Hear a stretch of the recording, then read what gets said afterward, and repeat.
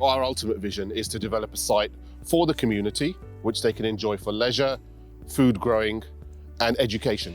And the education is about how we can make best use of our green spaces to grow food and get people coming together as a community.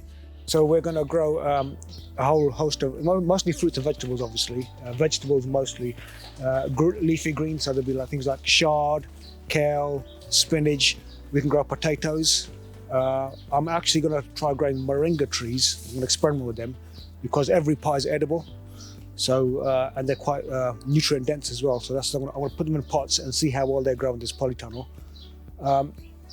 So it's all quite experimental at this stage because we'll have a better idea by next year how well the temperature is, if it's stable throughout the whole year. That's what I want it to be.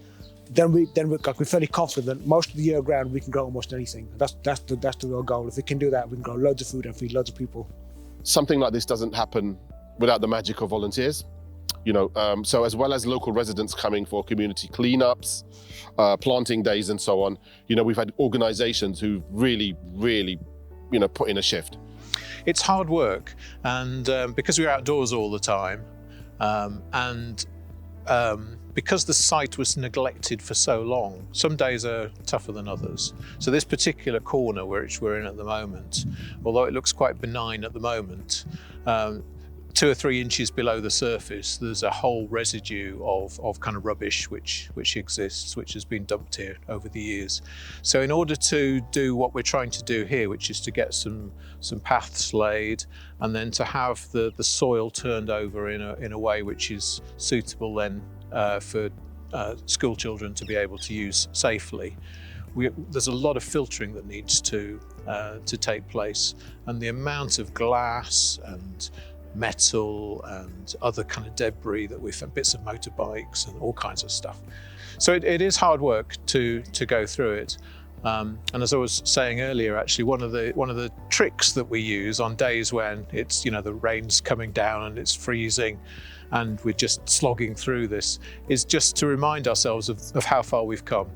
We've already seen in the pandemic how many disruptions you can have to the food supply. People can't get hold of eggs and all kinds of stuff. So we thought, if there's any major disruption, this is basically an insurance policy, because all of these other charities, they're going to have trouble feeding people as well, including the food banks, because they're getting the food from the same place. So the thinking behind this is we need to start growing more food locally.